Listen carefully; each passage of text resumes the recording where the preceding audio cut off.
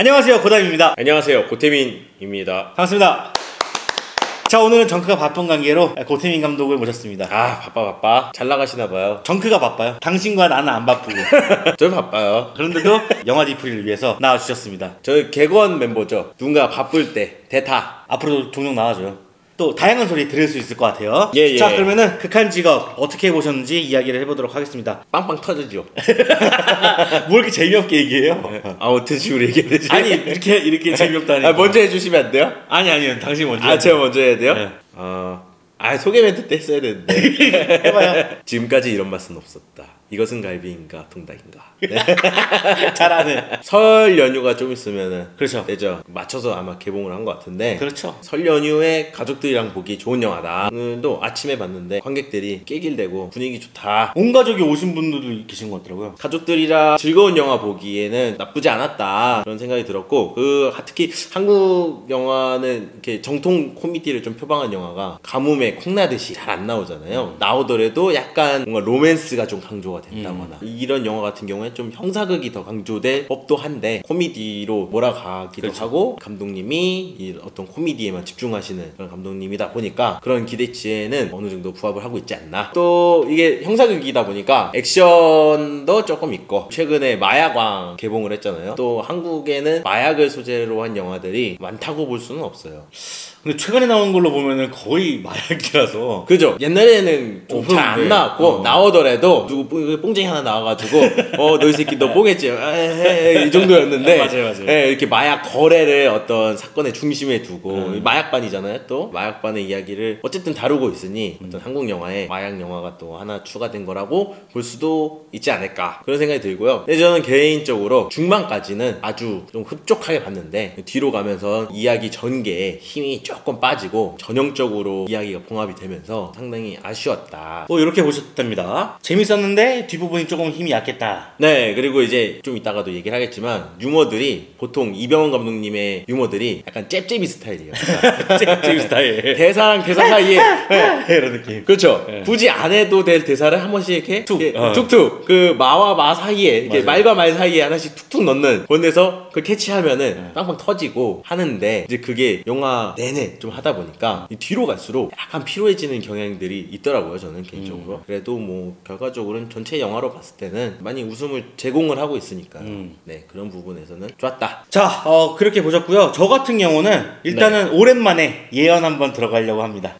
이게 예언이라 할 수 있을까? 원래 다 틀린 거 얘기하는 거예요. 그냥 그래? 깔고 가는 거지. 네네, 한번 해보세요. 내 안시성도 내가 1000만 될 거라고 했는데 그래도 500만이가 600만 봤어요. 그러니까 원래 그 정도까지 안 볼 거라고 생각했거든요.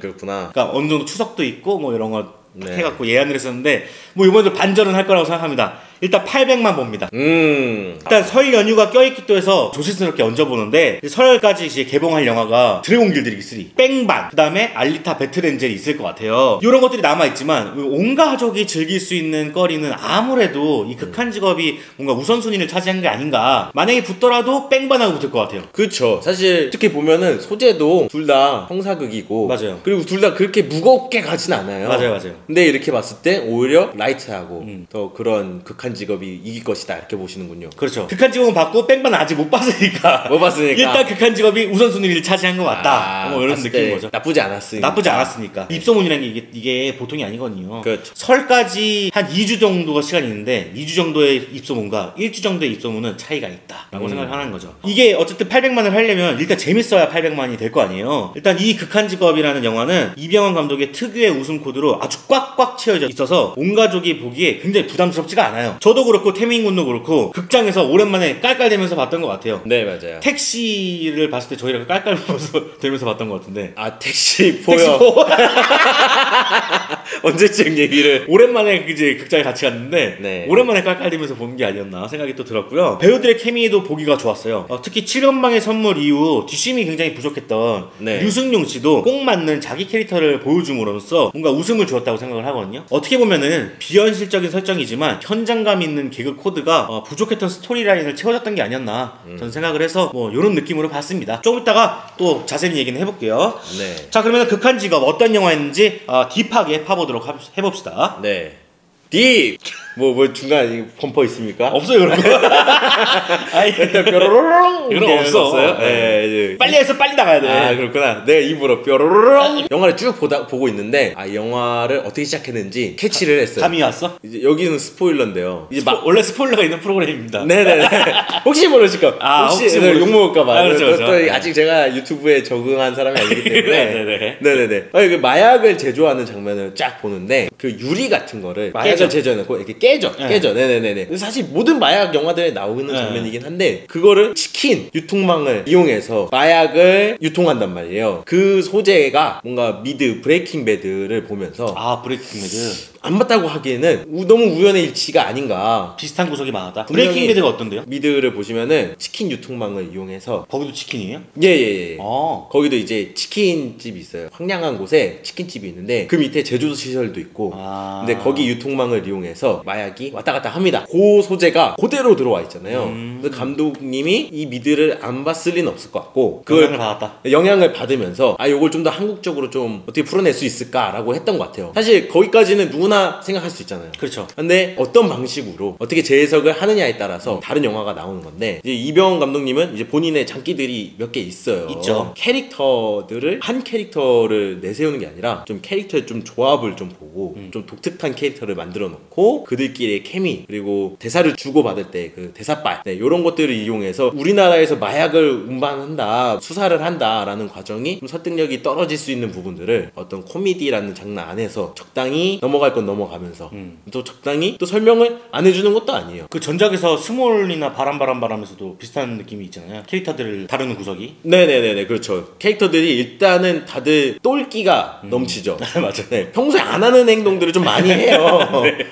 굳이 저렇게 해서 좀 약간 무리수처럼 느껴지는 구석도 있긴 한데 마을버스입니다! 이런 거. 네, 그렇죠. 그런 거. 갑자기 뭐 굳이 저렇게 근데 그런 것들이 또 빵빵 터트리는 그런 식인데 아무튼 이 마약을 우리나라에서 어떻게 유통하느냐라는 그런 소재를 치킨 장사와 결합을 시켜서 그거를 또 코미디의 소재로 끌어오는 시나리오의 어떤 접근은 굉장히 좋았다고 생각하고 사실 예고편이나 그 포스터를 보시면은 다들 그런 부분에서 되게 궁금증을 많이 느끼실 것 같고 네. 흥미를 많이 느끼실 것 같아요. 그리고 치킨이란 소재를 전 잘 골랐다고 생각하는 게 그 네. 얘기가 있어요. 배틀트립을 제가 애청자인데 배틀트립을 보면은 딱 두 장면에서 시청률이 오른대요. 라면하고 치킨. 아, 라면하고 치킨. 그렇죠. 이 두 개가 시청률이 많이 오른다고 하더라고요. 네. 영화에도 그런 대사가 나오잖아요. 치킨은 서민이다. 맞아요. 라든가 유행어처럼 마약 치킨 뭐 이런 말들이 되게 이 소재로 그러니까 이게 뭔가 맞아 떨어지는 구석이 있어요. 그러니까 이런 거를 잘 찾아냈다는 게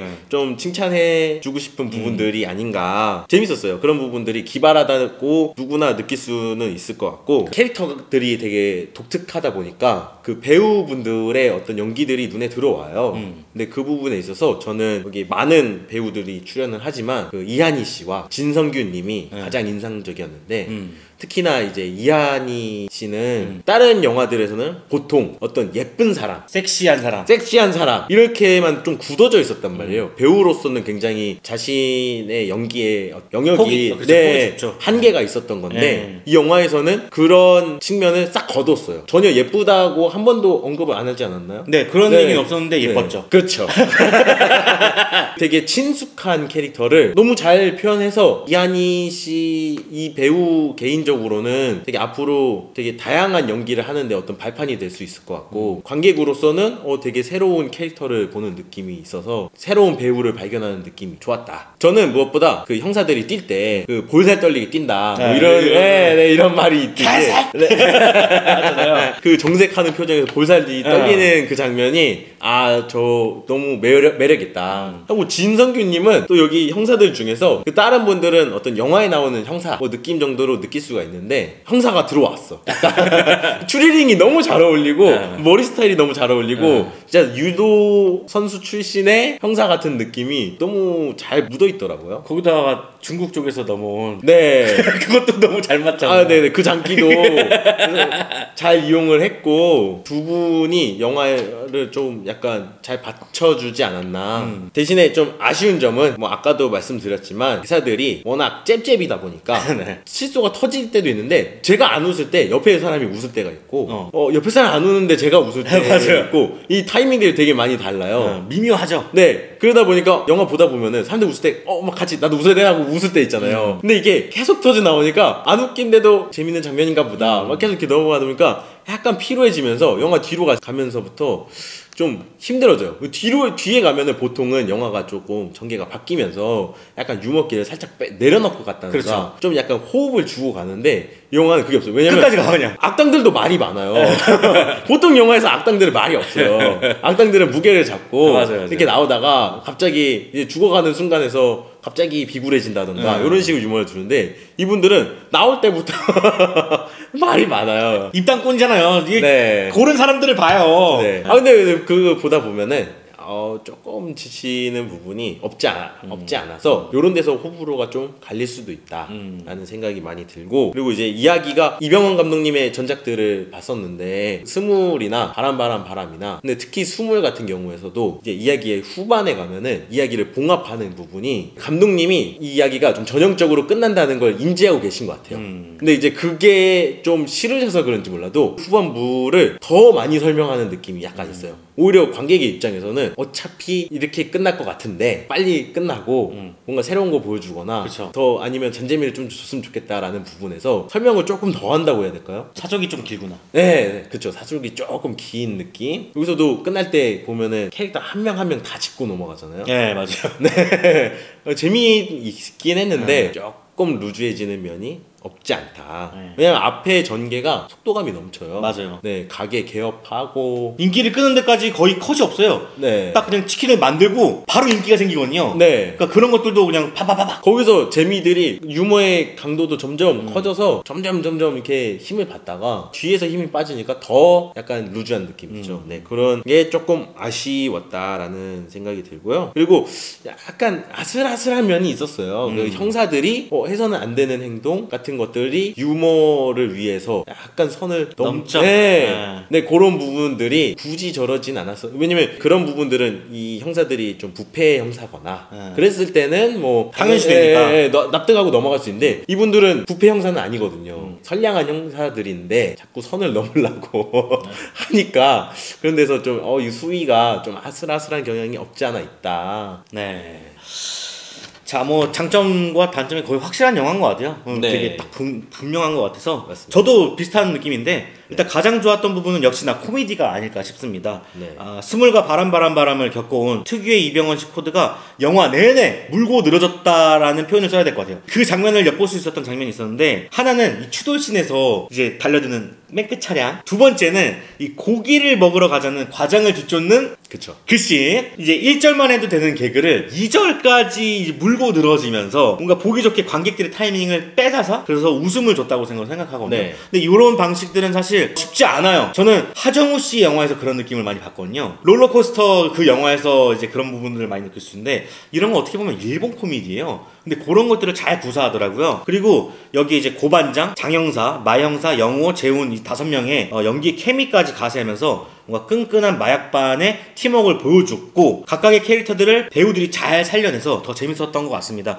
이 배우들이 평범한 배우들이 아니잖아요. 다들 연기를 또 오랫동안 해왔던 사람들이기 때문에 이 케미를 잘 맞추더라고요. 그리고 아까 고태민 군이 아까 설명했던 것처럼 이병헌 감독님이 그런 것들을 좀 잘하는 게 아닌가. 캐릭터들의 개성의 케미를 보는 그런 것들도 이번에 좀 나온 것 같고 특히 마영사의 진성규 배우는 이 눈치 없고 막 과격하고 때론 자상하고 막 이상한 4차원 캐릭터를 아주 맛깔스럽게 살려내면서 또 다른 매력을 보여주기에 아주 충분했다고 생각을 합니다. 사실 전작이 기억이 안 날 정도로 또 이제 재밌는 모습을 보였던 것 같아요. 코미디 이렇게 친숙한 캐릭터는 아니었죠. 그렇죠. 근데 그 전에도 몇 개 있긴 있었어요. 네. 형사역으로 나왔었는데 네. 별로 그렇게 별다른 활약이 없었거든요. 네. 그냥 조연으로만 딱 그쳤는데 네. 요번엔 되게 빛나는 느낌이었어요. 네. 그래서 좋았고 그 외에도 최반장의 송영규, 서장의 김희성, 테드창의 오정세, 이무배의 신하균까지 작은 배역일지라도 인상적인 연기를 펼치면서 이 마약방과의 긴장감을 유지했던 이 밸런스 이 밸런스가 굉장히 좋았다고 생각을 합니다. 네. 이 각각의 어떻게 보면은 라이벌격인 사람들이 많았는데 그 라이벌격인 사람들과 뭔가 어떤 배우가 좀 떨어지면 사실 좀 기세에 좀 눌릴 수도 있다고 생각했는데 네. 이 신하균, 오정세 뭐 이런 사람들이다 보니까 네. 안 눌리더라고요. 그리고 김의성 서장님도 잠깐이었지만 그 잠깐의 씬이 굉장히 이제 임팩트 있게 다가오거든요. 자, 그렇지만 이제 아쉬운 점도 있습니다. 일단 온 가족이 볼 수 있게 설계를 하다 보니까 뭔가 깊이가 좀 얕아요. 그래서 코미디의 유치함이 좀 보이는데 이 개콘 보고 이제 학교 가가지고 월요일날 딱 가면은 야 개콘 어저께 재밌었잖아. 뭐였지? 이런 느낌.